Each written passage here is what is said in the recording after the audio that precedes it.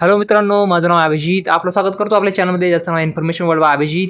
तर आज आपण शासकीय वैद्यकीय महाविद्यालय धुळे येथे 137 जागांसाठी जी भरती निघाली आहे त्या संदर्भात माहिती पाहणार आहोत, ज्यामध्ये त्याच्या महत्त्वपूर्ण तारखा, नोकरी जागा, वयोमर्यादा, फीस स्ट्रक्चर व संपूर्ण माहिती या ठिकाणी पाहणार आहोत. ऑनलाईन अर्ज करण्याचे जे वेळापत्रक आहे ते पुढीलप्रमाणे आहे. जाहिरात प्रसिद्ध होण्याचा दिनांक 30/12/2023 आहे. ऑनलाईन पद्धतीने अर्ज नोंदणी सुरू होण्याचा दिनांक 3/1/2024 आहे. ऑनलाईन पद्धतीने अर्ज नोंदणी करण्याचा अंतिम दिनांक 24/1/2024 आहे. रात्रीच्या 23:59 आहे. ज्यानंतर ऑनलाईन पद्धतीने सामायिक परीक्षा शुल्क भरण्याचा दिनांक 24/1/2024 रात्री 23:59 आहे. सामायिक परीक्षेकरिता प्रवेशपत्र उपलब्ध होण्याचा दिनांक परीक्षेच्या 7 दिवस आधी या ठिकाणी होणार आहे. सामायिक परीक्षेचा दिनांक सध्या उपलब्ध नाही आहे.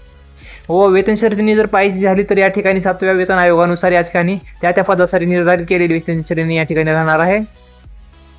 जागा जर पाहायच्या झाल्या तर प्रयोगशाळा परिचरच्या 7 जागा आहेत, शिपाईच्या 5 जागा आहेत, पहारेकरीच्या 5 जागा आहेत, शवविच्छेदन परिचरच्या 5 जागा, प्राणीग्रह परिचरच्या 3 जागा, दप्तरी व परिचरच्या 2 जागा, सफाईगारच्या 2 जागा, शिंपीच्या 1 जागा, दंत परिचरची 1 जागा, उपवाहन चालकची 1 जागा, वसतिगृह सेवक मेस सेवकची 1 जागा, कक्ष सेवकच्या 31 जागा, रुग्णवाहकच्या 2 जागा, न्हावीच्या 3 जागा, धोबीच्या 4 जागा, शिपाईच्या 5 जागा, चौकीदारच्या 27 जागा, प्रयोगशाळा परिचरच्या 1 जागा, माळीची 1 जागा, कक्ष सेवक, कक्षा आया, महिला आया या ठिकाणी त्याच्या 9 जागा आहेत, बाह्य रुग्ण विभाग सेवकच्या 4 जागा, सुरक्षा रक्षक पहारेकरीच्या 3 जागा, प्रमुख स्वयंपाकीच्या जागा आहेत 4, सहाय्यक स्वयंपाकीच्या 2 जागा आहेत, स्वयंपाकी सेवकच्या 5 जागा आहेत, क्षकिरण सेवकच्या या ठिकाणी 3 जागा आहेत. अशाच प्रकारच्या ह्या एकदम टोटल जागा ज्या आहेत त्या या ठिकाणी 137 आहेत.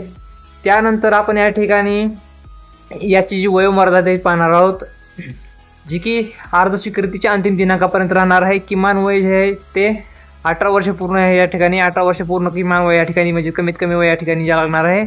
व जास्तीत जास्त वय जे आहे ते आराखडा प्रवर्गासाठी 38 वर्ष आहे. व मागासवर्गीय, खेळाडू, अनाथ, आर्थिकदृष्ट्या दुर्बल घटकासाठी या ठिकाणी 43 वर्ष आहे.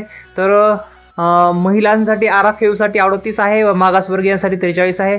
प्रकल्पग्रस्त, भूकंपग्रस्त, दिव्यांग, स्वतंत्र सैनिकाचे पाल्य, 1991ची जनगणना कर्मचारी, 1994 नंतरचे जनगणना निवडणूक कर्मचारी या ठिकाणी 45 वर्ष या ठिकाणी वय आहे.